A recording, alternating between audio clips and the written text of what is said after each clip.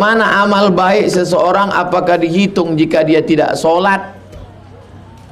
Sementara dalam Al-Quran disebutkan amalan dihitung walaupun sebesar biji sawi. Tapi saya dengar juga kunci amal diterima adalah sholat. Faman ya'mal mithqala dzarratin khairan yarah. Itu bagi yang cukup syarat. Adapun orang kafir, maka tak ditengok lagi amalnya, langsung masuk neraka jahanam. Wa qadimna ila ma amilu min amalin. Kami tunjukkan amal-amal dia semua sebesar biji sawi, lalu dijadikan Allah habaan mansura, macam debu yang dihembus angin. Orang yang tak solat tak dihitung. Maka jadi gimana Pak Ustaz? Langsung masuk neraka jahanam. Jangan sampai laki tak sembahyang, jangan sampai anak tak sembahyang. Kunci adalah solat. Pernah ibu mendengar siapa yang suaminya tak sholat langsung pisah? Pernah dengar? Mazhab Hambali itu. Kalau ada ustadz berceramah, siapa yang suaminya tidak sholat, maka otomatis dia sudah pisah dengan suaminya. Tidak boleh satu tempat tidur, tidak boleh lagi serumah. Itu mazhab Hambali. Karena dalam mazhab Hambali, orang yang tidak sholat maka dia kafir. Orang yang kafir otomatis dia tak boleh serumah lagi. Kalau ada ustadz yang berceramah begitu, itu mazhab Hambali.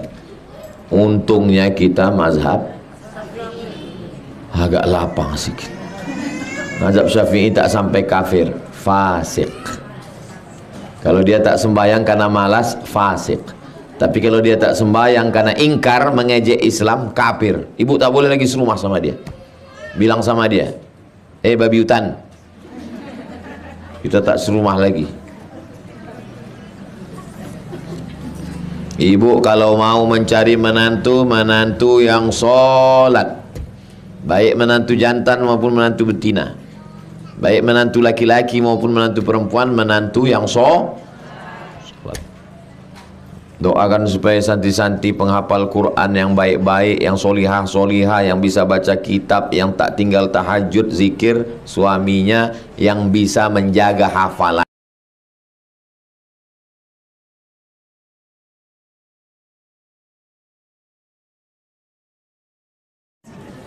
Nauzubillah, nauzubillah, nauzubillah. Sebelum bapaknya menerima calon suaminya, saya mesti ikut fit and proper test. Saya tengok dulu, kau mau jadi lakinya, sembahyang kau, tes baca iftitah, tes baca al-fatihah. Siapa nama kau?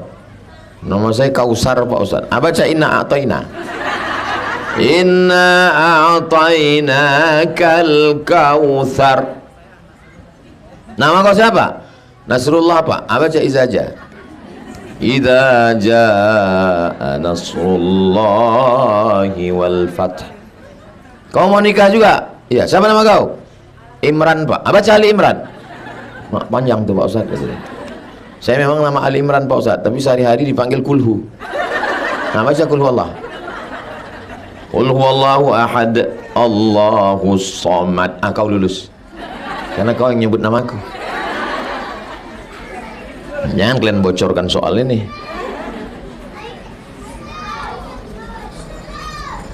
Kertas terakhir.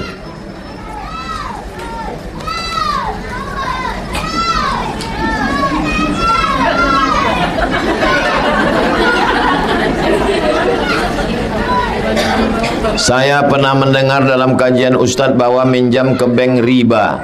Apakah semua bank Ustadz? Semua bank konvensional riba. Bagaimana supaya tak riba? Bank syariah. Ustazah-ustazah yang mengambil rumah kredit di sini, yang mengajar di Az-Zahra, wajib bank syariah, jangan konvensional. Bagaimana jika minjam ke bank syariah? Yang saya dengar dengan cara akadnya dibolehkan. Apakah benar? Bank syariah sudah keluar Dewan Penasehat Syariah, DPS, Dewan Pengawas Syariah, dan dia punya fatwa DSN, Dewan Syariah Nasional. Pakailah BSI, Bank Syariah Indonesia, Bank Riau Kepri Syariah. Bank Riau Kepri itu sudah syariah, alhamdulillah. Bagaimana jalan lain? Kita butuh modal usaha melalui bank syariah. Ustaz pernah minjam ke bank? Enggak. Jadi Ustaz dulu waktu mau beli mobil, beli motor pakai apa? Pinjaman, enggak tahu. Dulu pinjaman tanpa bunga, namanya amak bank. Amak apa? Mak minjam duit mak. Kau nih dari kecil menyusahkan sampai tua, kata dia. Dijualnya lah gelangnya. Terbuka gelang cincin. Habis itu ganti balik. Amak bank. Agama kita melarang suap, sogok menyogok. Dalam penerimaan pegawai TNI, Polri, walaupun lulus tetap diminta uang sebagai tanda terima kasih. Apakah itu suap namanya Pak Ustadz? Bagaimana jalan keluarnya? Hai bapak-bapak Badan Kepegawaian Negara BKN, hai bapak-bapak ASN, hai bapak-bapak TNI Polri, jangan kalian main sogok suap. Kalian kasih ke anak bini neraka jahanam. Ayyuma lahmin, setiap daging di badan nabata min haramin, tumbuh dari yang haram, fannaru aulabi, tempatnya api neraka. Duit sogok dikasih makan ke anak, ke bini, berdoa mereka malam, doanya tak diterima Allah. Mat'amuhu haram, makanannya haram. Malbasuhu mashrabuhu haram, minumannya haram. Malbasuhu haram, pakaiannya haram. Anna yustajabulah, tak mungkin doanya dikabulkan Allah. Anak bini kalian memasak nasi rice cooker semangkok berubah menjadi setetes darah, disemburkan jantung naik ke otak, otaknya jadi hitam. Nasiyatin kazibatin khotiah, hitam otaknya. Kenapa? Gara-gara makan. Jangan sampai kasih anak bini makan haram. Mak, aku ikut tes PNS mak. Ikut kau tes PNS, jangan menyogok. Aku tak mau kau makan haram, kata mak saya. Ini tak ada nyogok, tapi kawanku ngajak jumpai rektor. Jangan. Nanti kau jumpai rektor tuh lulus kau, padahal ada orang lain lebih layak. Kau zalim. Tak senang hidup kau di dunia. Mak saya kunci, jujur. Kalau memang rezeki kau di UIN tuh, lulus kau. Kalau tak lulus kau di UIN itu, di tempat lain rezeki kau. Allah menjamin rezeki kau. Tauhidnya, dia tak profesor, dia tak doktor, dia tak ustazah, dia tak hafal Quran, tapi tauhidnya bersih. Ikut saya tes, bersih, tak ada pakai backing, tak ada apa. Lulus. Doa dia tiap malam berdoa, lulus. Meninggal dia, keluar saya dari PNS tuh. Meninggal dia bulan Maret, tanggal 18, bulan Juni saya keluar. Baru saya paham, rupanya aku PNS ini doa dia. Meninggal dia, keluar saya dari PNS. Rezeki tak berpintu, itu dulu nasihat dia. Rezeki tak berpintu, ditutup orang pintu PNS, dibukakannya pintu yang lain. Keluar saya dari PNS, tak mati sekarang. Ini kurusnya bukan karena keluar dari PNS. Udah bilang Ustaz tuh sejak keluar PNS tuh kurus dia, aku tengok. Itulah kaji kita. Itu Ustaz Alnob sama Ustaz Tatang udah menunggu, udah terlambat ini setengah jam. Mestinya jam 5.30 kami udah berangkat. Tapi karena sedap mengaji sama ibu-ibu ini, ikhlas ibu-ibu ini. Qala al-musannifu rahimahullah bisanadil muttasil, dengan sanad bersambung kepada Imam Al-Hafiz Al-Munziri, nomor 290. Waruwiya an Umar ibn al-Khattab, hadis ini diriwayatkan dari sahabat Nabi, khalifah yang kedua, Umar bin Khattab radhiyallahu anhu. Qala, dia berkata, su'ila Rasulullah sallallahu alaihi wasallam, Nabi pernah ditanya, ayyul a'mal afdal, apa amal yang paling afdal? Ya Rasulullah, apa amal yang paling afdal? Kata Nabi, yang paling afdal idkhalukas surura ala mu'min. Idkhalukas surur, memasukkan kebahagiaan, alal mu'min, ke hati orang beriman. Itulah amal yang paling afdal. Memasukkan kebahagiaan ke hati orang beriman.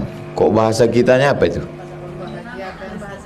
Menyenangkan hati orang lain. Kalau senang hati dengan kasih air putih, kasih air putih.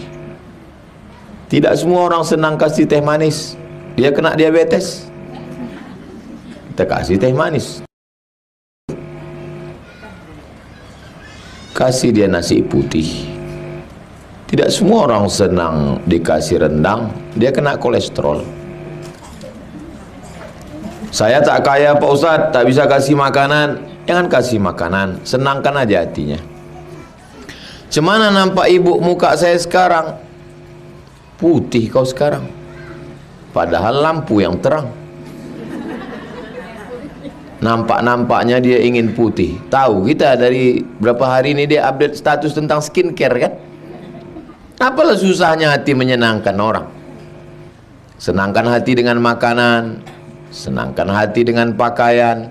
Tak bisa menyenangkan hati dengan makanan, dengan pakaian. Senangkan hati dengan cakap. Saya orangnya tak pandai bercakap Pak Ustadz. Senangkan hati dengan senyuman. Jumpa orang senyum. Apalah payahnya itu. Idkhalu kasurur ala qalbi mu'min. Memasukkan kebahagiaan ke hati orang beriman.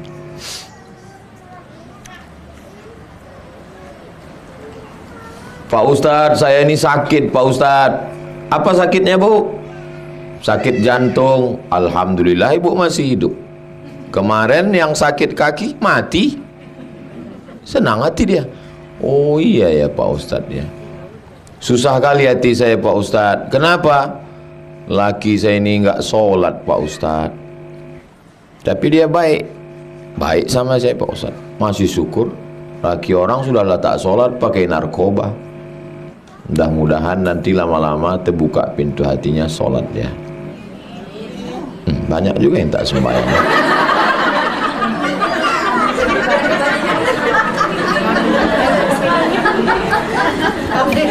Pergi kita ke rumah sakit, menjenguk orang sakit. Tolonglah doakan saya Pak Ustadz, penyakit saya ini udah tak tertolong lagi Pak Ustadz, kata dia. Senangkan hatinya. Jangan pula begitu tengok, ini kalau aku tengok dari gaya-gayanya tak sampai Jumat selesai ini. Menyenangkan hati orang. Saya Pak Ustadz belum paham saya isi Quran nih Pak Ustadz. Bisa ibu membaca Quran? Bisa. Alhamdulillah. Sedangkan mendengar aja dapat rahmat. Wa idza quri'al Qur'anu fastami'u lahu wa ansitu la'allakum. Sedang dengar aja dapat rahmat, apalagi membaca. Oh. Tapi walaupun begitu berusaha untuk paham. Idkhalu kasurur, menyenangkan hati orang. Itu yang pertama. Berikutnya yang kedua, asba'ta jaw'atahu, mengenyangkan perutnya. Mengenyangkan perut. Datang dia ke rumah kita, ada rebus ubi, kasihkan. Ada rebus pisang, kasihkan. Ada rebus jagung, kasihkan. Tak cukup Pak Ustadz, apa boleh buat? Yang pula tak makan lagi kita gara-gara dia. Kasih goreng burung.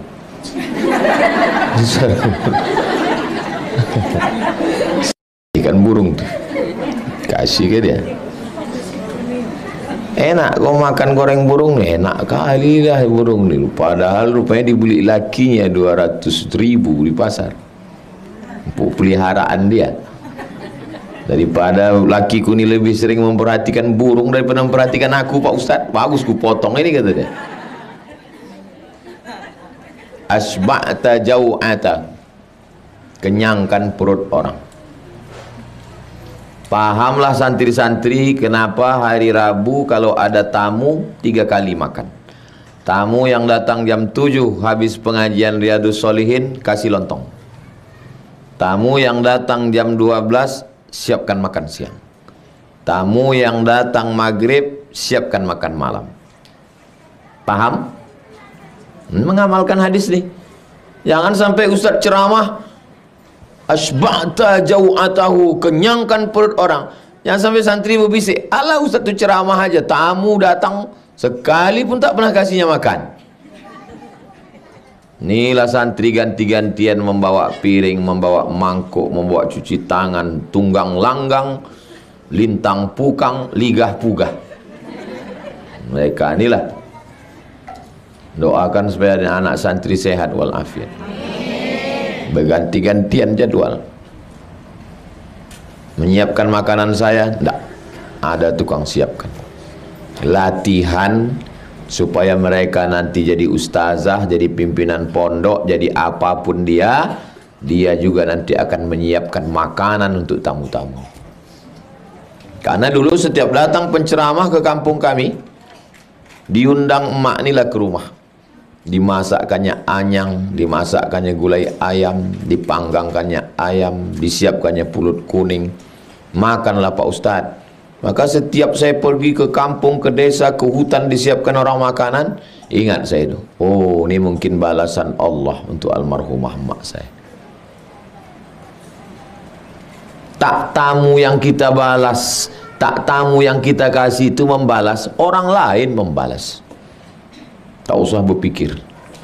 Jangan hitung-hitung sama Allah, nanti Allah hitung-hitung pula sama kita. Berhitung-hitung Allah sama kita, dikasihnya napas kita setengah. Kena penyakit SO, sesak ongok. Judul lagunya Setengah Napasku Pergi. Asba'ta zawja jaw'ata, kenyangkan perutnya. Putih bibir tamu tu tak makan. Pas giliran dia mau permisi, permisi dari lupa Ustaz. Alah cepat kali kau pulang. Itu ustazah menggorengkan ayam pula. Dia udah mau pulang, udah hidup kunci motornya. Jangan begitu. Kalau tamu siang ini jam berapa Ustaz? Jam 12 siapkan. Jangan sampai jam 1. Jam 1 lapar kali dia udah. Kalau yang makan malam ini jam berapa Ustaz? Jam 6 siapkan. Kalau yang makan pagi jam berapa Pak Ustaz? Jam 7 kami dari masjid, lontong sudah mesti siap. Mengamalkan ini supaya santri paham, oh rupanya ustadz kami itu tak cuma pandai NATO, no action, talking only.